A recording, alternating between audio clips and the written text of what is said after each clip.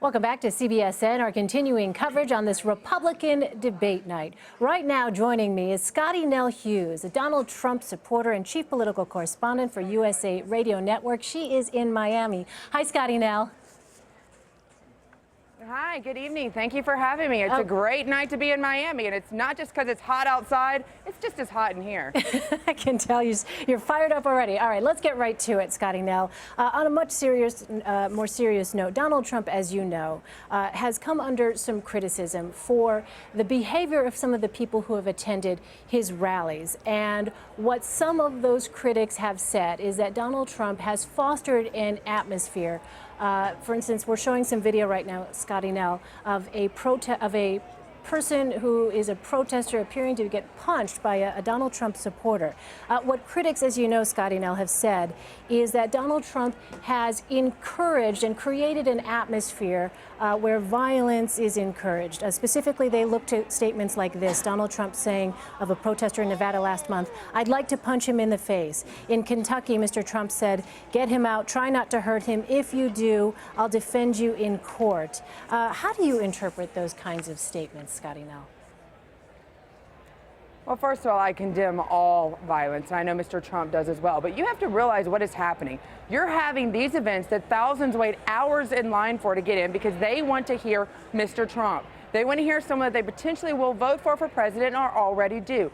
Now, from the very beginning, when we've had these protesters come, there's been all sorts of attention put more on the protesters that are there than necessarily the words that are coming out of Mr. Trump's mouth. And what that has done is encourage more.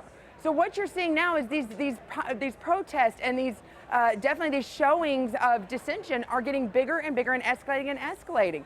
So at some point, how do you stop it? Like I said, do not in any way want to sit there and say that violence is good. That is absolutely exact opposite, I think, of what Mr. Trump wants, what his supporters want.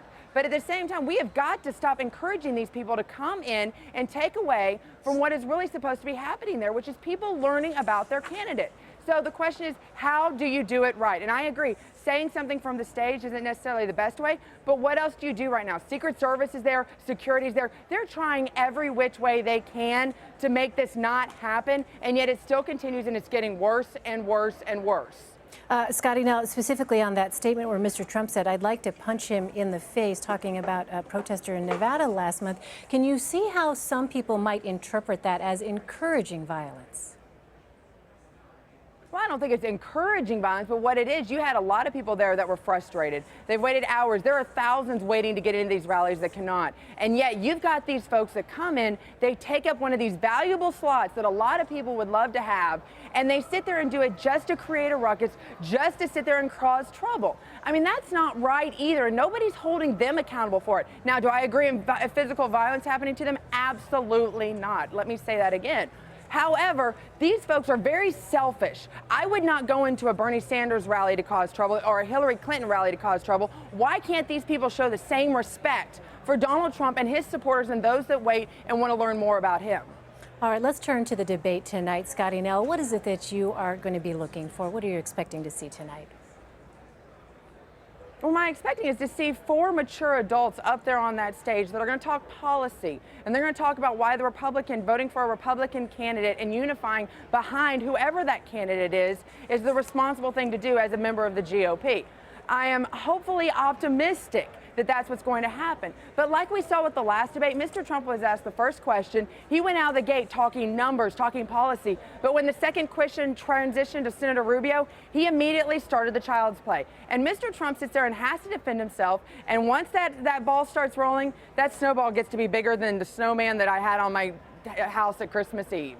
So what do you think we will be seeing? You know, Mr. Trump has said that he wants to tone down some of the rhetoric.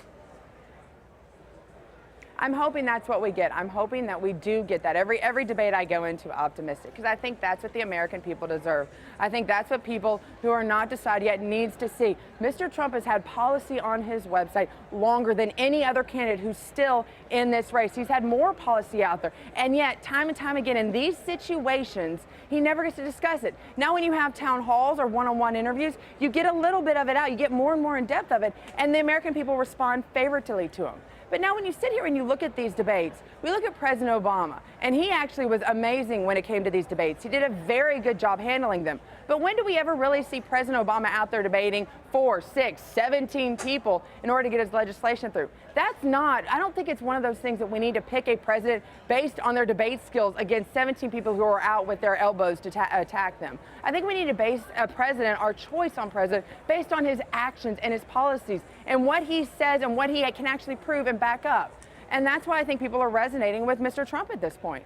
All right, Scottie Nell Hughes, Trump supporter and chief political correspondent for USA Radio Network, joining us from Miami. Thank you so much, Scottie Nell.